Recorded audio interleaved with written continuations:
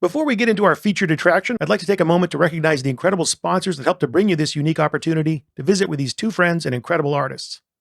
And the first one is Massive. Just imagine this. You just received a bunch of footage from set, and you need to back up all those files to the cloud. That means you have to download everything to your desktop, only to re-upload it to storage. Wouldn't it be nice if you could instantly send those files to storage and avoid the headache? Well, with Massive, you can send and receive large files from anywhere and back them up to your preferred cloud storage with just a few clicks. Or get rid of the clicks altogether and set up automations to move files for you. Massive supports all major cloud providers, including popular media tools like Frame.io, Iconic, and Backblaze. And if you sign up for Massive today using massive.io/theroughcut, you can get 100 gigabytes free towards your transfer. I'd also like to thank Extreme Music. For over 20 years, they have been providing filmmakers and artists like yourselves with the best in production audio, all created by multi-award-winning musicians and composers. Great music from the top names in the business: Trent Reznor, Atticus Ross, Bear McCreary, and of course today's featured guest, Hans Zimmer. So if you want to get to know them and the music they can provide for you, just go to extrememusic.com and sign up for a free account. Once you're there, you get down to business searching for any kind of music you need. It's fun and simple to do, all online, or they can personally lend a hand from one of their many, many worldwide offices. You don't just get the finished track, you can get it in all kinds of flavors right down to the stems. So make one of the best decisions you could ever make and partner up with Extreme Music to make your story sound its very, very best. Generally, when I do these interviews, we start from the beginning, as in, how did you get on the project? And then we go from there. But in the case of No Way Home, I thought it would be fun to actually start at the end. I think people might be surprised, I know I was, that you're still working on this film up until like 11 days before it hits release. So Jeff, we'll start with you. First of all, is working on a film that close to the release date all that unusual? And what are the last mile things that you're working on at that point? Well, on these big movies, there's never enough time. You never really finish them. They just get taken and they have to get released and you have to let go, which is a normal process with any movie. But normally you have the delivery time for the Marvel movies is usually, historically been a month before release. So this movie came out December 17th. You'd think we'd deliver it November 17th, not, December, 5 or whatever it was. But we were rushing to finish a lot of the visual effects work, we were really in a tough spot because of COVID, which has slowed down labor and supply chains all over the world. So, and movie making is no exception. So it's harder to shoot. You've got to test. You've got to wear masks. Visual effects, you have less of a labor pool. It's harder to work from home and render stuff. It's just everything about the process has gotten slower and harder to do when you have to work around the COVID protocols, but it's something you have to do for safety. So anyway, we were suffering from some slow deliveries on that stuff. And it was one of those things where we just had to use every minute we had. And some of the shots that came in at the end, we were working around and we had to make a last minute edit to make some stuff work. One of those things where we had stuff coming in late and we had to keep working. And Sony and Marvel were gracious enough to give us the time that we needed to get the movie as perfect as we could before we finally had to send it. So Leigh and I just kept working until the last minute. And it's kind of fun, but I have trouble being coherent after an all-nighter. So I'm getting too old to do those. So I don't really like to do those things with, half asleep, but I think it worked out okay. But it's like, we're in a new world with COVID, especially, everybody in every industry is experiencing this, but film industry is no different. It's things are different. We work differently and old deadlines have to get thrown out the window because you got to come up with a new way of working. And certainly it affects all of us. And what about you, Leigh? What were the last things that you were doing before you hit, Command S on the Avid?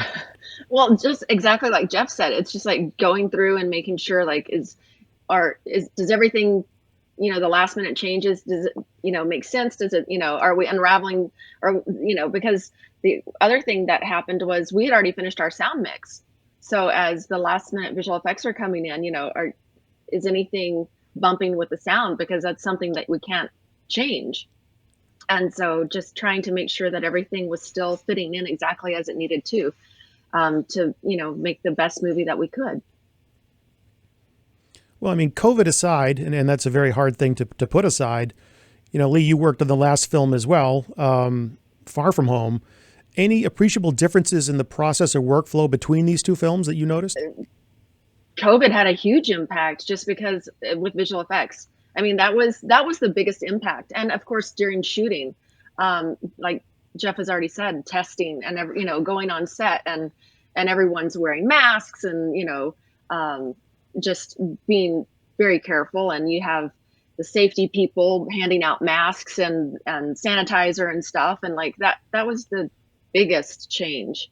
And just how we had to be careful even in our cutting room, with each other, like wearing masks in the cutting room, and just trying to be very diligent in keeping everyone safe, because the one thing that with COVID is if anyone happened to test positive, then you were automatically, out of the cutting room or on set or whatever for a period of 10 days or more, and so obviously that's something that no one wanted, and was very impactful to the production, and would have been impactful to our smaller post-production crew, because you're up against a timeline and you can't afford to miss time. It's not a leisure activity that is going on. Everyone has to keep working to make the process and the end product and the date work. And so that was, COVID was a huge thing to,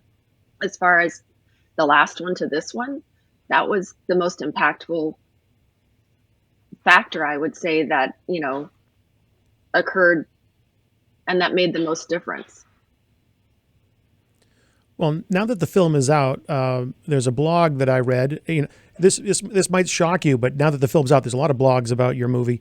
But it talked about it said there were 35 different Easter eggs. There's probably a lot more. But There's more. This do you have an actual number? What's well, the number? There's some that are going to take a while, and there's some that'll be quick. But there's a lot. John is really good at this. It's like a sport for him, and he's a genius at it. And so he has these like super complex documents. I don't spoil too much, but he's an Easter egg fanatic, and he's really smart the way he does it. And it's fun because it's like he's the Easter bunny. Yeah. He has so much fun doing it. He does. He puts it together and like plans it out, which is, some people, I think a lot of stuff we used to do on some of the Avengers movies, it was like, oh, that happened, and people read into it. A lot of John stuff is willful. Like it's specifically some of the homages to the artists like Gil Kane or Ditko, like those placements have already been discovered. Those were ones he, has placed because it's, he's a comic fan. And so like just tipping your hat to those guys is super cool. Well, I want to know more about, if we can talk about it, where I was going with it was that felt like the kind of thing, because those Easter eggs generally come in the form of visuals, a license plate or a billboard that name checks a character or an issue of a comic. I would think those are things you may be adding towards the end. But just going back to John being the Easter bunny, are these things called out in the script specifically, or are you given, is there the editor's guide to Easter eggs of the MCU doc that John gives you and says, here, this goes along with the script? How does that all work? I think it's both. Yeah, he didn't give us a document, but there were things that he was very, that he had planned for. Like when he was setting up a shot, he would plan for like to be able to put an Easter egg, or he would, do a camera move that there was one shot that he did a camera move specifically so that it would go past, like when the kids are in the Undercroft, it would go past a certain area because he had Easter eggs that he wanted to plant, or he, to do with visual effects, and then a few physical ones that he planted just, on the day. And so, yeah, he's very thoughtful about doing it. Well, so Jeff, I just asked Leigh about any differences between Far From Home and No Way Home. Again, I rely on IMDb a lot, so I get things wrong a lot. No offense, IMDb. But I believe this is your first time working with John. In your vast Marvel experience, how much, if at all, and I might have asked Leigh or Matt Schmidt this last time we talked about Black Widow, but the Marvel workflow changing from director to director. I mean, I'm sure it depends on the director, but because Marvel is such a huge machine that already has things just really nailed down, does it really change all that much, whether it's, John Watts or the Russo brothers? I think it's different, completely different for every different director, like radically different, not in a way that is, you can predict either, because you're dealing with creating a cutting room that works for that director. So you want to work around their priorities and the way that they make a movie. And I met John on Civil War. When I was working on Civil War, I cut the screen test for the Spider-Man auditions. So I met him then because he was in that process, because they were picking a Spider-Man that would be in our film, but then would go on. So I knew him a little bit, and I had I talked to him a little bit, but I didn't really know him, and I didn't know what to expect. But he turned out to be like, there's a common sort of enthusiasm for these characters that all the Marvel directors share, or else they couldn't do the work. So, and I know Leigh and I have that same enthusiasm. So you already have something in common with them because you're interested in this story and these characters. So that gives you common ground to begin. But in terms of what you're talking about workflow, yeah, Joe and Anth work a completely different way than John does, like totally different.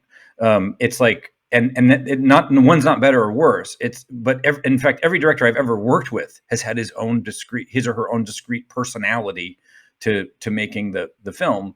And I think that's part of the reason that it's fun to make movies is you're on a different team with a different captain with each movie. And so you have a different approach and strategy and priorities.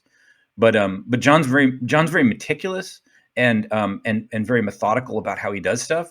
But what's cool about him is, as meticulous and precise as he is about what he wants to do, he'll throw it out in 2 seconds and try something crazy, and just see what happens. He's a see what happens guy. At the end of once he gets what he thinks is going to work, then he tries a bunch of different variants that are completely different with the actors, and I love that. That's super fun, and a lot of that stuff ended up in the movie. Well, as we just hinted at, John did Far From Home, did No Way Home, and also Homecoming. So he's done all three of the current Spider-Man trilogy. The first one, edited by Debbie Berman and Dan Lebenthal, and then Leigh, you and Dan took on Far From Home, and now it's you and Jeff for No Way Home. So there was always one editor that carried over from one film to the next. And I know, editors take on different jobs. I mean, maybe you were going to do Black Widow, maybe Jeff was doing Comey Rule, who knows who's doing what. But was there any sort of conscious effort on the part of Marvel to have that continuity where there was always an editor from the previous film coming forward on the next one? I would like to say yes, but I don't know. I mean, I just know that when they invited me back and John said, I was on Black Widow and they were prepping, they had just started pre-production on No Way Home. And I saw John in the office or, in the hallway, and I was like, hey, and he was like, hey, you're coming back, right? And I'm like, yes, I would love to come back. Yes. And so I think, it was such a good experience on the previous movie, and I love working with John, and I didn't hesitate at all. And so I don't know if it's Marvel. I mean, I would think that Marvel has that, they would want the carry through and, the continuity, but also I would like to think that the director has a say in who he's going to have editing his film as well. And so, I was glad it worked out. And Jeff maybe knows more, with continuity, because obviously he's been in Marvel much longer than I have. But I would think that it's very beneficial, and no matter who's deciding, and helpful for the character and just for the continuity of shorthand with the director and just, with the producers. And I know John, the crew was much different on set than what he'd had before. And so his continuity was disrupted because of just, switching out crew members for whatever reason.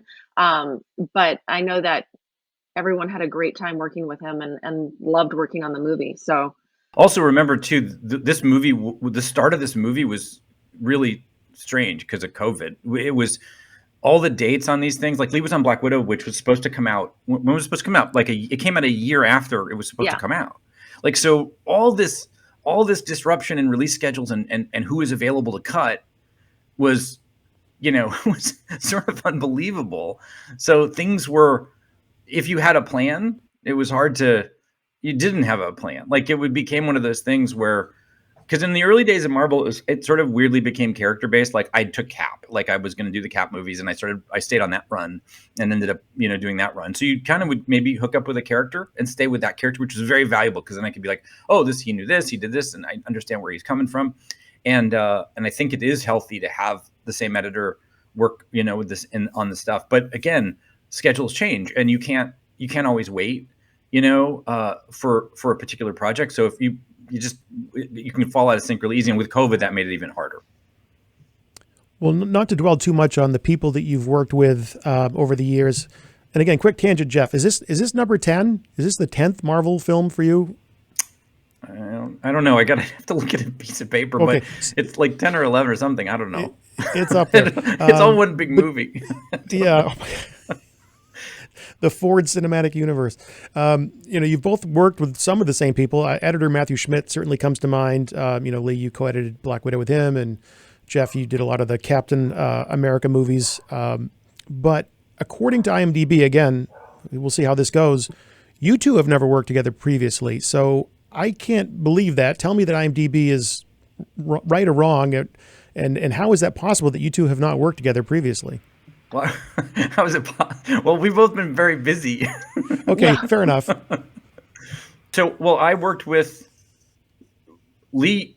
Leigh came up as an assistant under Chris Wagner, Yeah. right? Am I Yeah. right? With who's one of the, and I worked with him a million years ago on a Michael Mann movie, but Leigh was already off on editing, so she had come up under Chris. So I knew Chris a little bit, and then Leigh, I think your first was Ant-Man For Marvel. at Marvel. Yes.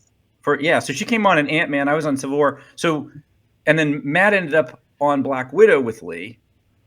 And then I ended up on Spider-Man with Leigh because Matt was on Thor. So like, it's sort of this do-si-do with all of us, mixing around. Like I've known Fred Raskin and Craig Wood and all those guys for years too. I've never gotten a chance to work with them. Like it's kind of fun that you can switch up with people. There's like but they get, people get stuck in their discrete things. Like Fred always does the Guardian stuff, and I have never worked on that stuff. So it's interesting. You kind of end up, it's fun when you get to collaborate with people, but you get in these tracks and it starts to become a pattern.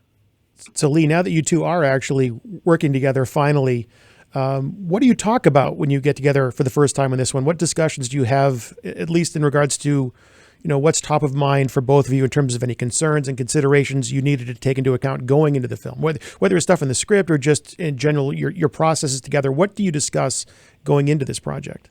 We discussed the script and what we each thought about the script and the character development. And then we talked a little bit about where the character had come from the last film. And then moving forward, just because we had never worked with each other, like how the cutting room should work. And Jeff has his own first assistant. I had my own first assistant. And so how to make I was going to go on location first. And so again, just trying to keep us on the same page and to kind of work out what the workflow would be internally for us and how it would evolve. And so those were our first discussions, and then just trying to keep each other in the loop. Yeah, we had a movie that had a script that was evolved. All of them are this way, but this script was evolving dramatically during production. So I think we spent a lot of time, like we'd sit down and go, okay, what's going on? And we'd think, okay, so what's changing, and how do we do this, and how does this affect this? And we were trying to stay ahead of it too, so we could be, supportive of John. And Leigh took most of the heavy lifting early on in the shoot because I was finishing up a show in LA for Marvel, and so Leigh was there first in Atlanta for a lot of the beginning of the process, and I was working from LA. So she was amazing, taking on that amazing bridge sequence that plays early in the movie with Ock and stuff. That was one of the first things that we shot. So she was dealing with that in the initial shoot, and I was sort of back in LA feeling like I was a little bit distant. But then once we got together in Atlanta, which was early in January, it was a lot easier because we could talk and collaborate and talk back and forth, like literally talking back and forth. Yeah. As opposed to like time shifting. And I was like, I got a thing for the show and I'll call you in a minute. But it's these things move so fast and they change so much that it's good to have somebody that you can like, I think Leigh and I do this thing where we stress each other out in a good way. Like Leigh will be like, hey, you know what's happening? This is happening and that'll happen. And I'm like, oh my God. So I got to do this, that. And just basically trying to figure out, because you're dealing with different parts of the movie, Yeah. but the movie interacts. So like Leigh could have a scene that affects a scene that I have later, or I have something that happened in my scene and we need to set up in her stuff. So all that sort of like dealing with the movie as a whole, as opposed to discrete scenes, you have to really talk a lot in order to keep the movie from feeling like it's episodic. It has to feel like one thing. So I think that was the most like significant thing that I think we did a good job. Like just constantly throwing rocks at each other's stuff, like giving notes, trying to like figure out what's happening with the script as it was evolving, supporting John when he had an idea that he wanted to change something, anyway, it's really trying to keep up with what is a crazy moving machine. I think that begs the question, and one I probably ask way too much, but it fascinates me, and that is, how do you divide and conquer the work? How do you decide who takes on what scene? Again, I get a lot of editors saying, well, it's whoever's free, but then you also hinted at maybe an editor has more time with a certain character and knows that, maybe in this case, maybe Doctor Strange, like you've dealt with Doctor Strange before. How do you guys decide who's going to do what and take it from there? Well, like Jeff was saying, I was available in Atlanta first, and so I basically, kept up to camera with John on what was shooting until Jeff could be more hands-on and joined us in Atlanta, and then we were able to kind of divide and conquer once he was there, and we had to. And in talking about the script prior to shooting, we had talked about a couple of scenes that Jeff was like, this scene really interests me, and I feel like, I would like to, take that scene on, and it's shooting, also how it was being shot for the scheduling. He was like, by that time, it's just gonna work out that's gonna I will be free to do that when you're gonna have your hands full already. Like Jeff had mentioned, I had the high bridge sequence, with Doc Ock's entrance, and I had a couple other things going on, and so to make it cohesive, also Jeff was, we decided let's do it this way as well. So it was a little planning, but also how it worked out, and then just, the collaboration of it all too. So, I mean, Jeff, would you agree with that, or?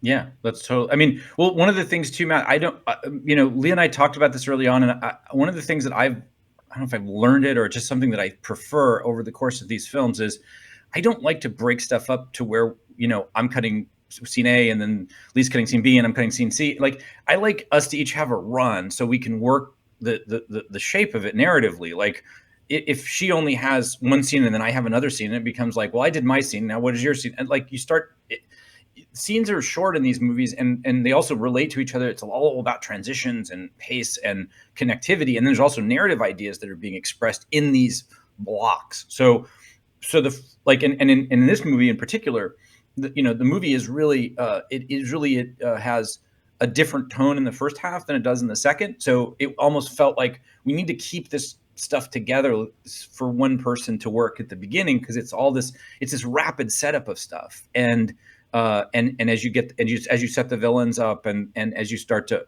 understand how the story's evolving, you don't want it to be like, well, I have that scene. Yeah. You'll never be able to watch it with the director in a run for much, because so I like to keep that stuff. And Matt and I worked this way too on the Avengers stuff with Joe and Ant, which was, okay, you have this section, I'll take this section, and then we'll fuse them up together and we'll work, we'll make it all one movie. But so that's kind of, it evolved that way too. And and there was a few things, like you said, Leigh, I had stuff I wanted to hit.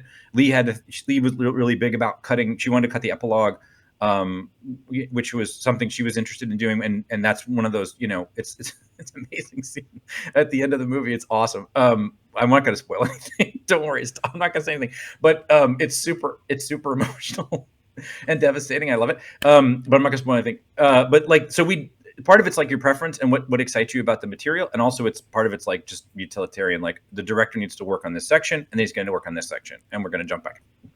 Well, when you need something devastatingly emotional, you call in Leigh Folsom Boyd. Everybody knows or that. Jeff Ford. No, but when it's really devastating, no. So whether it was John Watts or, Kevin, Lou, Victoria, the Team Marvel, what did any combination of those people say to you about what they wanted to accomplish with No Way Home in terms of its place in the greater Marvel Cinematic Universe? What function does this film fulfill? That's a big question, I know.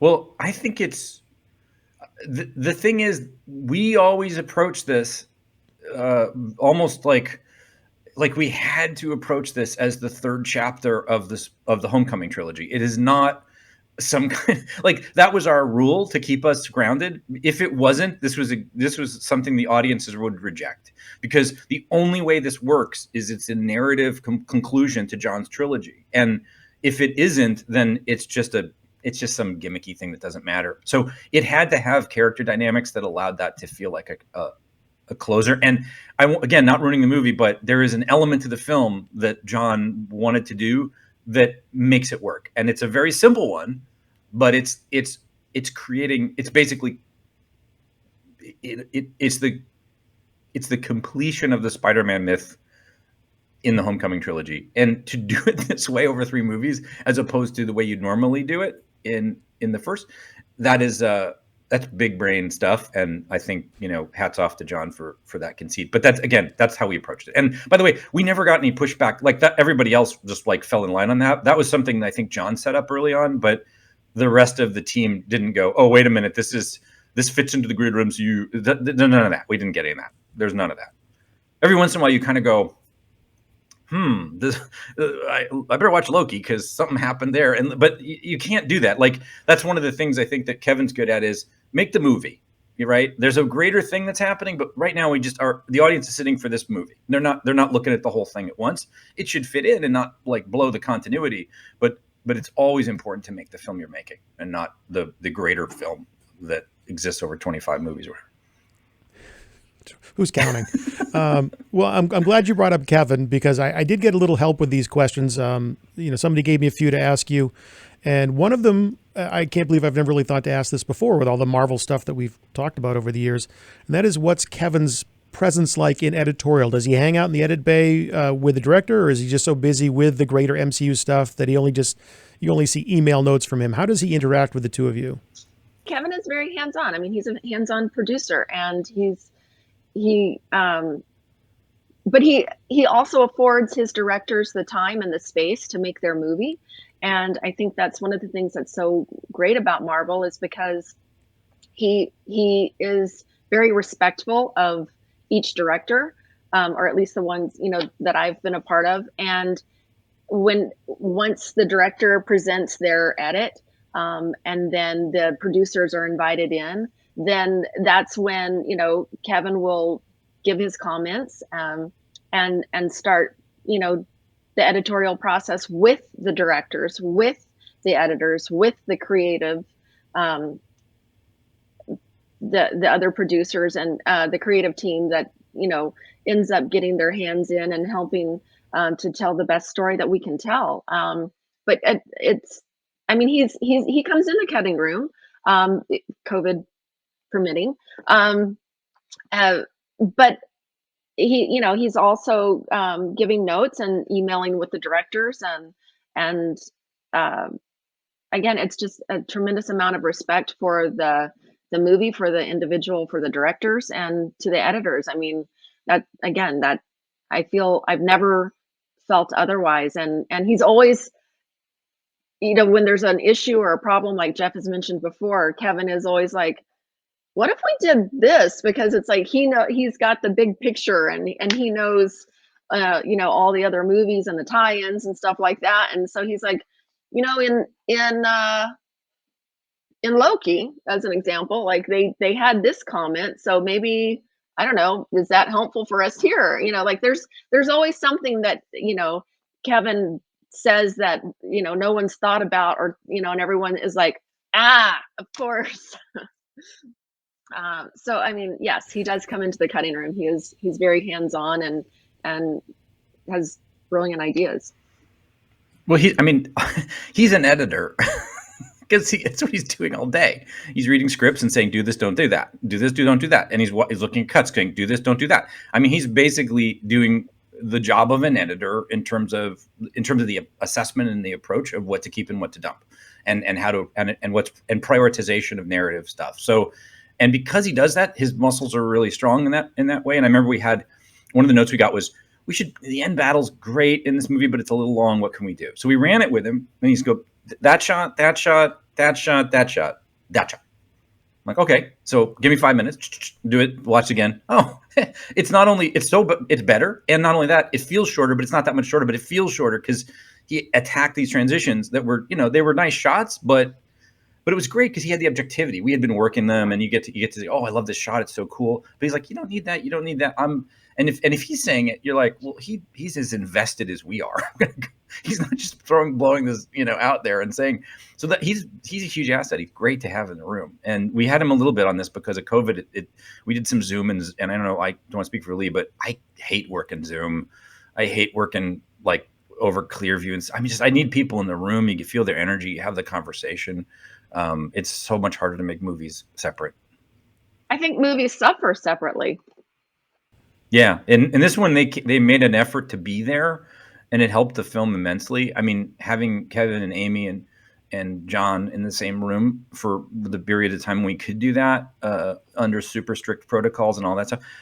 Those were valuable days because we could really collaborate, and you feed off each other's ideas. It's hard to do on Zoom. You can try. It's not impossible, but it's harder. You guys talked about Leigh being on location in Atlanta first. With these films being so, the expression that I've heard before is that, VFX pipeline is the tail that wags the dog in a lot of these films, at least in terms of scheduling. But just because of how important VFX is and just the precise editing that you're doing to make all that stuff work, are you ever actually on set editing to do any of those action sequences? Yes. Yes. The answer is yes.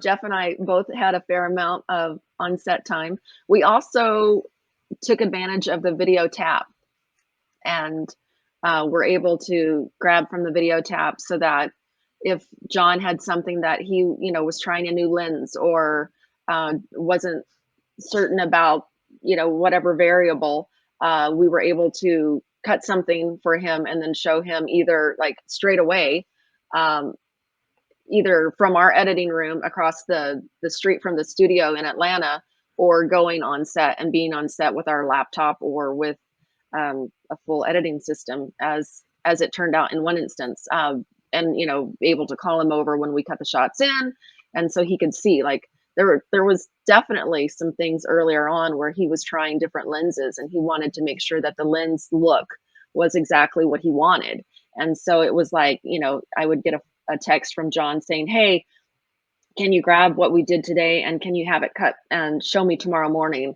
I want to check out and see if that's the look that, or if I need to reshoot this. We changed our lens here, and so I just want to make sure. And so so yes, there was definitely not necessarily all for action, but definitely on set editing and that facet of get it to him quick.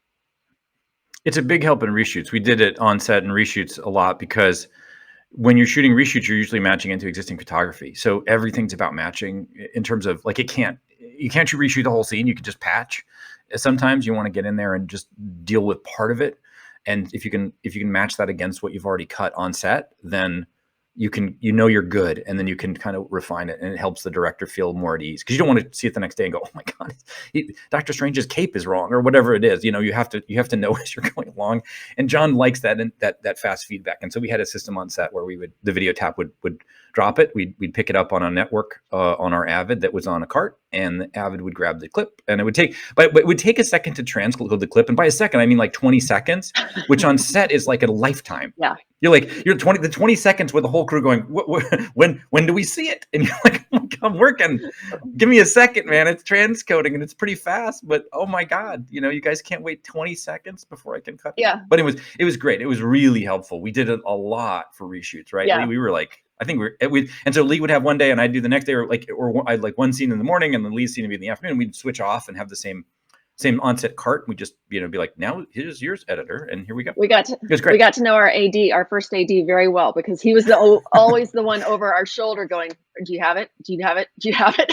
Yeah, he was great. He also did all the off-camera reads, and it was the greatest thing ever, because there were like some incredible off-camera line readings by Jeff O, our AD.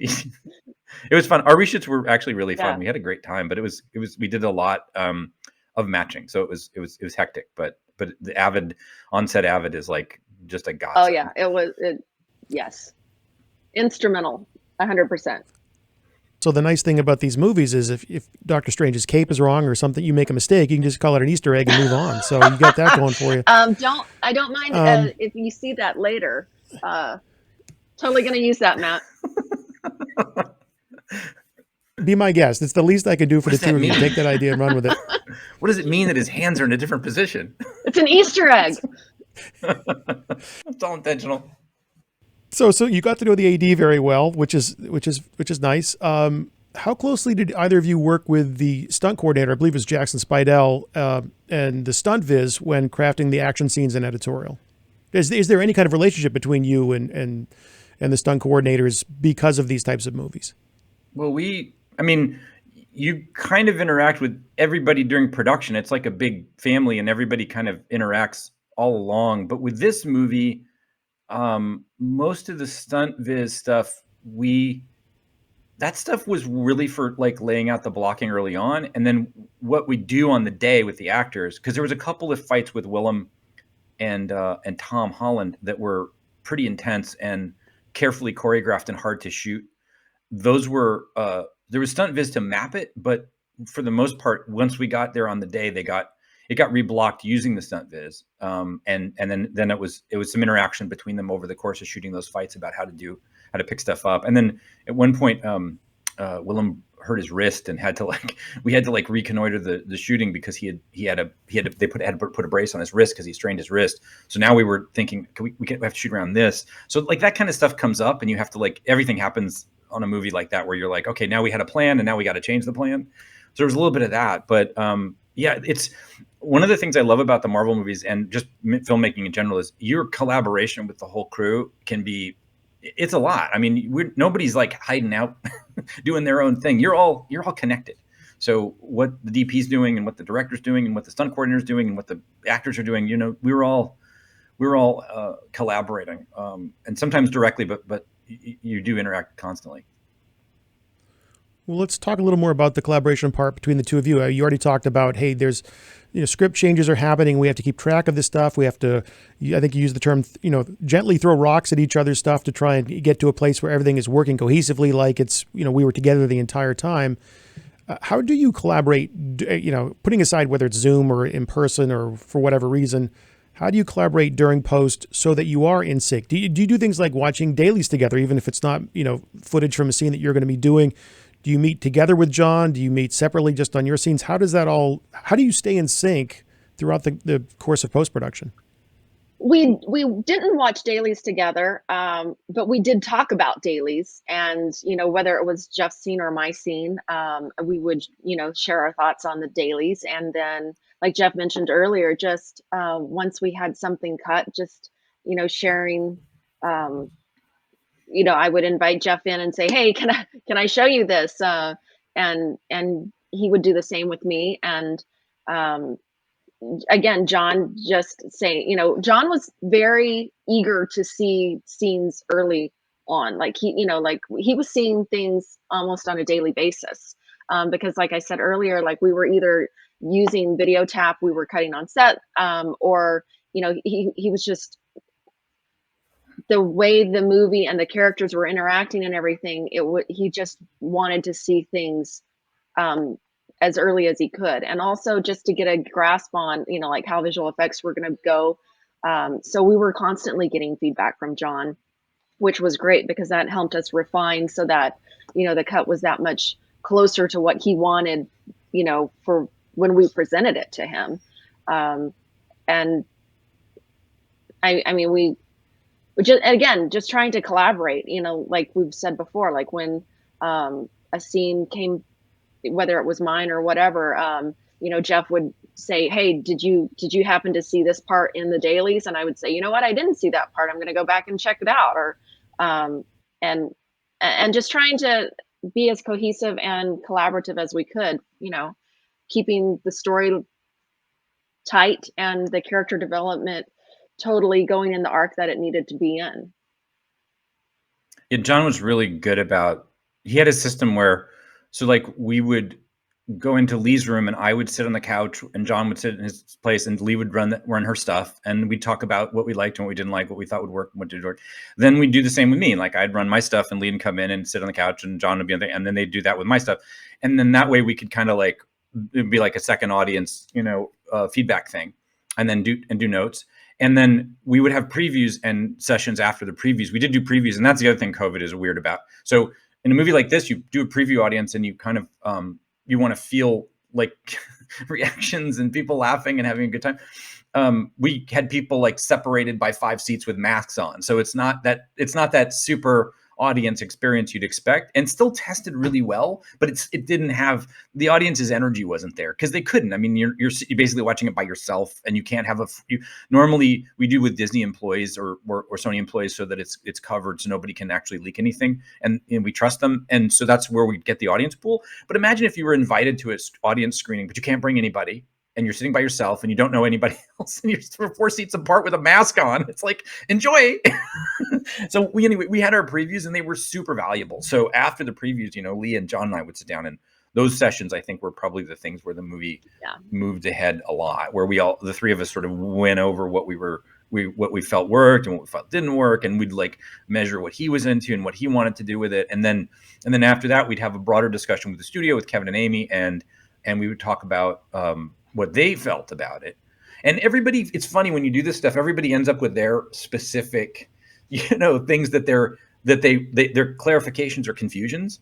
Like people all have their different things that they lock in on. And it's fascinating because as things get solved and get better, you can see people sort of relaxing, like, okay, now, we got my note and now we have this note. And it's just like certain things pop with certain people. Right. So it's really interesting to watch that process. And the more you preview it, the more the movie just gets better and better in terms of, well, I'm not confused about this anymore. I'm clear about this motivation. I'm clear about why the character did this.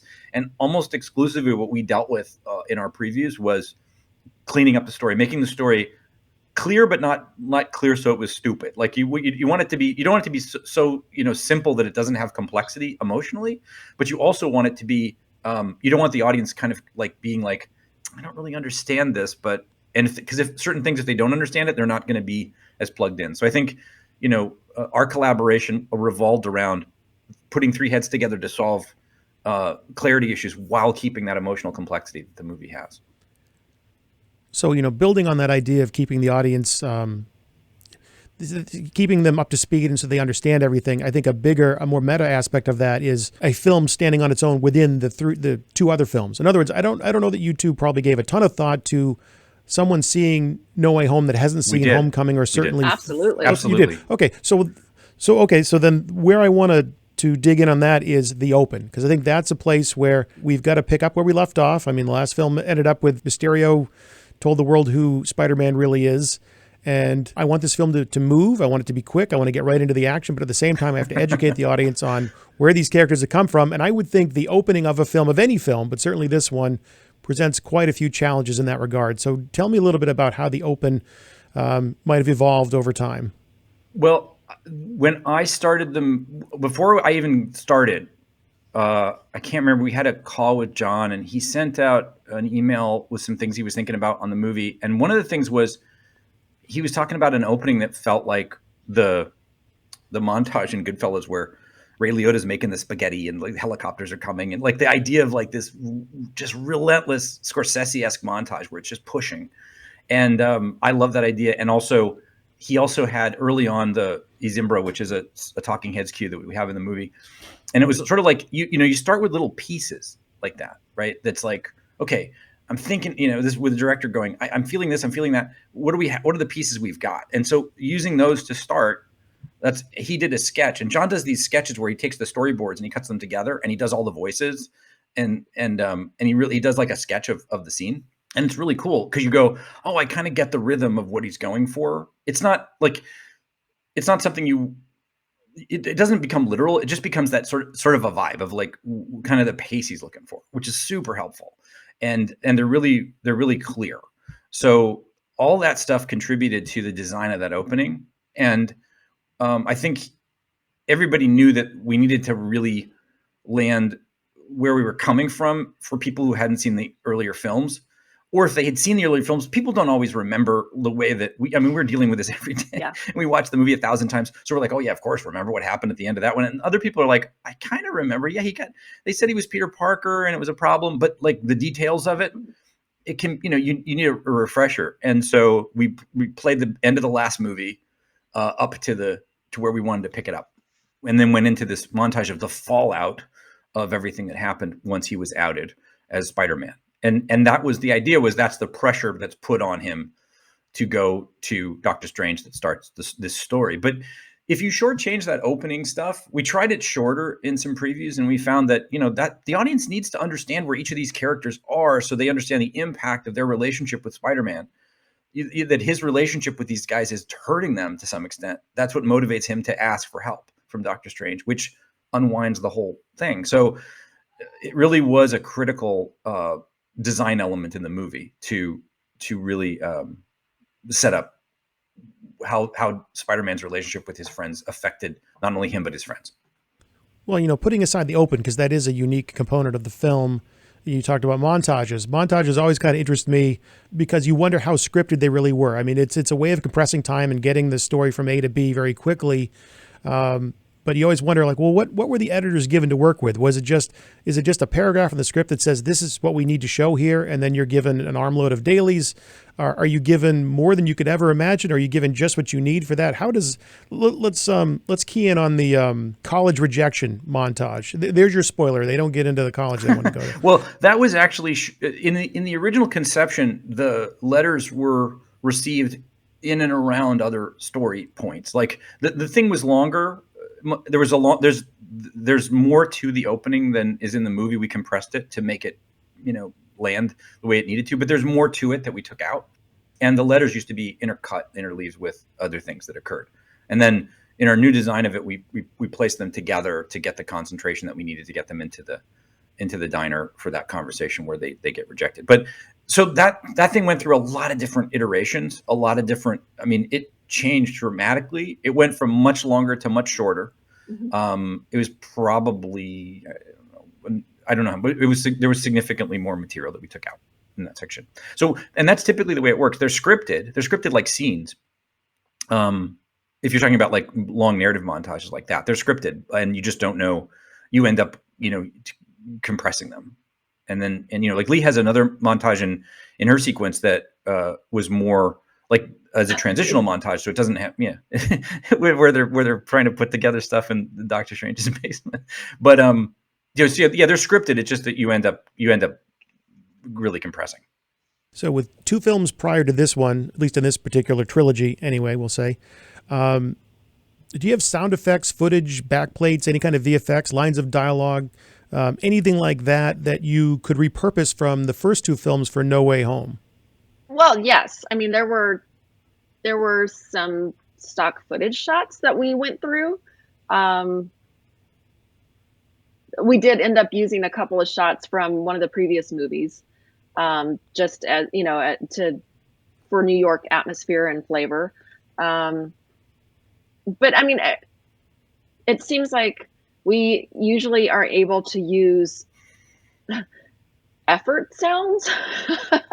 Like ADR efforts. Yeah, that's really helpful because we usually have a palette of Tom Holland going, yeah, and we can use those. Yeah, and then we get him to redo them later. But yeah, exactly. They're good to start out. I know both of you have experience. Leigh, you have a couple of actress credits in your IMDb. I know you can fill in those instances. How come you two weren't? Do you two ever do your own effort sounds? She's in there. She has a voice cameo. Jeff had a voice cameo too. Are you going to out each other here, or do we have to go figure it out? We signed some deal where we don't get any cash for that. It's just free. Suffice to say, anybody out there watching this, see if you can find the Leigh and Jeff VO cameos. I'm going to go look myself.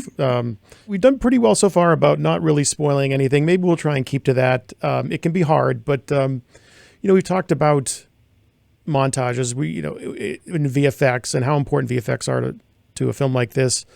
But also these movies don't work without the comedic beats, without the dramatic beats. And there are several dramatic moments, but there's one in particular where we say goodbye to a beloved character from this trilogy. And it's so hard not to spoil this, but I like to kill Marvel characters. I like to so that was you that did that, Jeff. No, I'm kidding.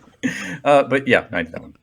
Well, let me talk about it this way, just so I don't want to get into spoilers, or just in case, because and plus we can talk about it without. So one of the things about this movie that is interesting to me, and was one of the reasons that I'm really proud of the work on it, that that I did, and also just what was important to me as a filmmaker was Tom Holland's performance in this movie is really good, and really, really good. Yeah. And he really stretched in terms of exposing himself as emotionally, and he really opened himself up in a way that I think is very brave, and also he took it very seriously. And one of the things I think that the mistake you can make with these films is to treat them as though they're kiddie movies that don't have a legitimate emotional experience. And to the fans and to the people who are watching them, they're just not. They're real movies. They happen to have fantastical, crazy sci-fi bananas stories, but these are real people to a lot of us, and that actor played it like a real person. And so there's some scenes in the film, the one that you're mentioning included, where he's really incredible. And one of the things that was important to me was honoring what he did and his choices that he made as an actor. And because I think he's a very serious dude when he's thinking these things. Yeah. Benedict's the same way. I mean, these guys do not come to set and just sort of like say the lines. They have questions, and they want to know why, and they want to know what they're doing, what their motivation is. And it's not about not looking foolish. Part of it's that, but also it's that they want to honor the story and the storytelling and be storytellers. And if you're doing that, you have to be honest, truthful, and you open yourself up. So both, and Marissa did that as well in that scene, and Tom was just incredible. There's a few scenes in that section where it's crazy how good he is, and that was my sort of that was my what's the word? That's the thing that was tethering me to reality. Like, honor that performance, and the rest will take care of itself. The storytelling's important, but just make sure that performance keep the integrity of that performance. And so that was my goal for that stuff. And I really think he did a great job. And also I was on set for some of the stuff, some of the more emotional stuff that he was doing, and I watched his process. And it was pretty startling. I mean, he doesn't do that lightly. He gets there in a way that's pretty intense. Like, he gets himself to that place, and then he can stay in it. And it's not an easy thing to do, and it's just something that you want to care for as an editor. You want to make sure you honor that. Last week or a couple weeks ago, I talked with an editor, Cam McLaughlin from Nightmare Alley, Guillermo del Toro's Nightmare Alley. And one of the things we talked about was managing the different notes that you get. Certainly from Guillermo, then the producers, the stars, the studio. And that's certainly something you have at play here, with Marvel, with John, with the tremendous actors that are in the film. I'm pretty sure it was you, Jeff, that said this at one point. So I'm gonna tag Leigh with this question. But I think, Jeff, you said at one point that one of the tricks about your job is that you'll never be able to get to all the notes that you get. So you got to figure out what the priority is, in what order to tackle them. So Leigh, starting with you, how do you handle that same situation where you're getting notes from all these different role players in the film? Ultimately, you try to handle all the notes. You try to get to them all. You have to prioritize them based on priority of storytelling. What makes sense as far as the story and the character development and the character arc, and then try to weed out where the note, how the note is generated from there. Like, did the note come? Is it coming from something because maybe whatever happened on set that day, it just didn't go as smoothly as it could have, and that's someone is remembering that? Or is it the note generated because it's something that someone is confused about, and the confusion is prohibiting them from getting past that, and they can't understand the story point.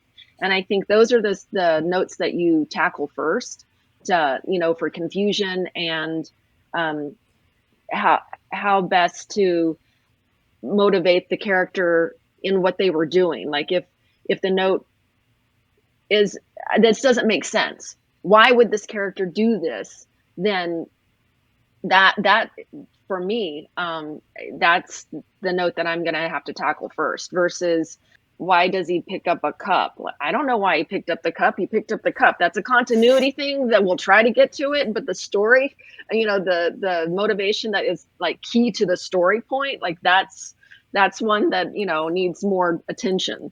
So, ultimately trying to act on all of the notes, but definitely prioritizing for story point and confusion and clarity, those have to be addressed first. So we're almost in the home stretch here. So sit tight. We're almost done. You're doing a great job.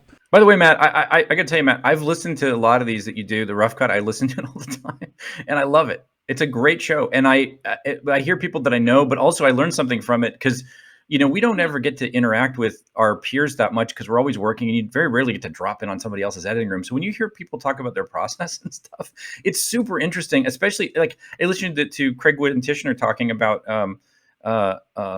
Eternals, and it was fascinating. Yeah. I mean, like that stuff's really great because those are. I mean, I love those guys. I mean, those are I'm a fan, so I really enjoy what you do.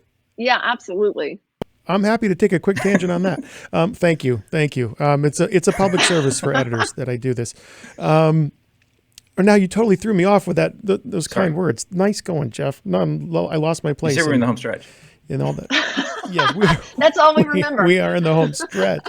You know, you talked about the screenings. Have either of you been able to see the film with a paying audience yet now that it's out? And if so, anything surprise you about any of their reactions to anything that happened in the film? Well, it's these are rare movies like this where people are cheering and you can't hear the next line in dialogue. And it's really, you know, it's really a special thing, and I don't take it for granted, but it is amazing. I think we didn't screen this film for an audience until the premiere. No one saw this movie until the premiere, except the preview audiences, which I think our maximum preview audience was like 150 people. That was the most we could ever screen for due to COVID protocols, and that's about what we would screen anyway. But when you go to the premiere and you're like, okay, here we go. I hope it works. And then the constant sort of like they were locked in, and I was surprised at how intense and emotional the reaction was. And part of that too is like we haven't been in theaters for a while, and you know, you forget what it means to be in a theater with that experience. And I think that was what kind of moved me the most, was to remember what it's like to really share something with everybody. And I know it's hard these days with COVID and it's scary, but it's a community experience that you can't have at home or on your phone. You've just got to be in a room with people, and hopefully someday we can get back to that in a more normal way. You know, but that was what was really moving to me. Leigh, did you get to go at all? I haven't. I'm supposed to go tomorrow to a smaller venue, but yeah, I'm really looking forward to seeing it with an audience. But the preview audience, like Jeff said, was amazing. I mean, it really was so special, just because to hear the cheers and the claps and like the things that, you know, our preview audiences have kind of hinted at, like enjoying certain areas, but there were more laughs and more cheers and, you know, just audible reactions that we hadn't heard an audience have fun with, and it was just a joy. Leigh, last time we spoke was when Black Widow came out, which I can't believe was in July. I had to look it up. I've lost all track of time. But I asked you about making the move from assistant editor to editor, and you talked about Chris Wagner, which was awesome because I got to use your quote later on when I interviewed Chris for the Suicide Squad. And that was a great episode. But I thought I'd like to ask you about your assistant editor and what you look for in an assistant, because I've certainly logged a few miles with Jeff and his amazing assistant, Robin Boudet, in the past. My assistant editor, Craig Smith, and I have a second assistant editor, Anna Sweeney. They've been with me on they were both with me on Black Widow. Craig and I go back like years. We go back to Man on Fire, back to the Chris Wagner days. Craig is incredibly talented. He did a stint for several years in several shows as a visual effects editor. So he brings a lot to the table. I can throw shots and say, Craig, I've done a really terrible job comping this. Can you please clean it up for me? This is the idea I was going for, but can you try to fix it for me? And then he's able to figure it out and present it and pass it back to me. And it's wonderful. And yeah, Craig does a lot for me. He's great, and what I look for is someone who can basically just think on their feet and come in and um, again, Craig gets a lot of my visual effect cleanup bits. He does a lot of sound work for me, and so and someone who's beyond the job, just can, that I can get along with, that I can relate to. And it helps because we have known each other for so long, outside of work and then through work, obviously. We have a good shorthand. And so, yeah, we work a lot of hours. And so it's important to enjoy the people you're around, and first and foremost. And he has a good heart and, a good work ethic. And so, yeah, I mean, the last thing you want is, like, when you're working all of these hours is, for someone who doesn't want to be there with you, or, like, not that they're under your foot or in the same room with you, but just that, like, you want someone with a good attitude and who loves movie making like you do, and who enjoys the project, or, just is willing to give it their all, and to be a team player. And so those are the things that I look for in an assistant. Those are good things to look for. Jeff, hearing you describe being on set for, Tom Holland delivering a very emotional performance, and maybe that is the answer to this next question I'm going to ask. But for each of you, we'll do what we can about spoilers. But what was your favorite scene on the film to work on, and why? Ooh, that's an interesting question.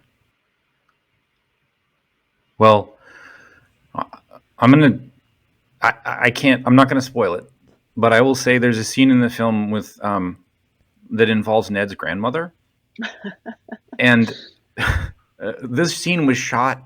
I can't even explain how this scene was shot. It's so complex and insane, but she was a non-actor. She's an actor, but not with a lot of experience, because there was an authenticity about her that was amazing. When you see the movie, you'll see what I'm talking about. But she was photographed separately from the rest of the cast. She was there when we shot the scene initially, but we did a separate day to continue her coverage, because we wanted to give her more time, and it needed, it was a long scene. It was hard to get it in one. There was a lot of different ways to do it. So we shot it over a few days, and she had a day that was more dedicated to her coverage. So there was an enormous amount of material on her, like a significant amount. And it was required because she needed to have the space to find the character. And, so these other people who are in the scene with her have been acting their entire lives and can knock it out, right? But you can't have, you want to have, so that scene was one of my favorite scenes to work on, because it has 4 or 5 different components to it, both dramatic. It starts in this very dramatic way. It goes to straight comedy, goes back to drama, goes to straight comedy, goes back to drama. It's like multiple character interactions. It takes more twists and turns tonally than anything I've ever seen in my life. But based on the way John did it, it like works. But it didn't fall off the truck. It was one of those things where it needed a lot of like care and feeding, and it was done in multiple days. So just because of the nature of it, I mean, just it's one of those scenes where it's like a high page count. You have like different actors who have to be, there for certain scenes, and others who don't. So that was my favorite, and it was one of the harder ones to do, but it was a really fun challenge. I liked when Peter initially goes to ask Doctor Strange for help. and the little snafu that they run into, that happens without doing any spoilers, but it's in the trailer. So yeah. He goes and asks for help, and it doesn't go their way. That's a good scene. It's really funny. Since you brought up the trailer, does it ever surprise you when the trailer comes out, like, oh, they're going to let people know that? All the time. Does it piss you off? Sometimes, marketing has a hard job. The marketing people, and they're very talented, obviously, and know what they're doing.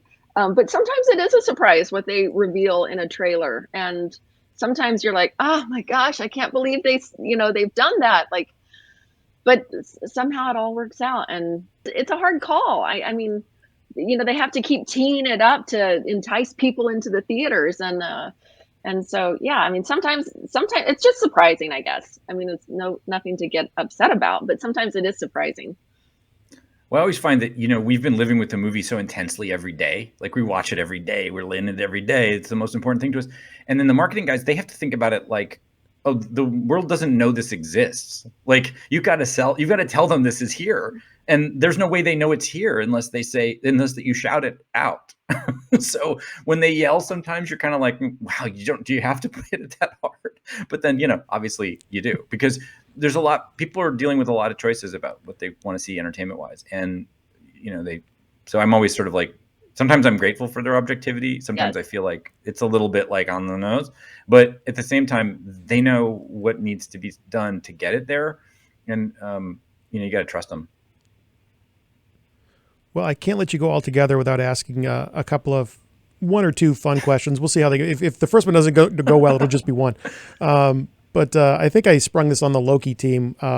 After all these years and all these films, if you could possess any of the MCU characters' powers, who would it be and why? Ooh. Wow. That's a really good question. That is a good question. I mean, there's times when I would like to cast the spell of forgetting. Yeah, I was going to say Dr. So that would be a handy thing to have for certain times in my life. But I don't know. That's a really good question. I think I would be, I'm kind of, maybe I think it'd be, he's dead, but Quicksilver would be good because you get stuff done quickly. But he's dead. Excellent. He died. So another dead Marvel. Doctor Strange does have some good tricks in his bag. He does. Yeah. Yeah.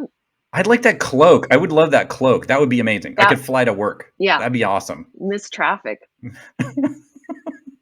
I don't know where I heard this, but I heard someone once say, with great power, there must come great responsibility. Or there must also come great responsibility. Yeah, something. Depends on which movie you see. You'll hear it in different ways. But, certainly doing a big movie like No Way Home, it's a great power that you have and a great responsibility that comes along with it. Knowing that, what's the most cringeworthy mistake that you've made in your career? One that's not too painful to share and won't burn any bridges with any former colleagues. And no, agreeing to do this podcast does not count. But looking back, where did you not live up to your responsibility in one moment that you wish you could redo? I know. Okay, I got mine. That came way too quickly. No, I know. Mine's going to live on forever. It's already out there.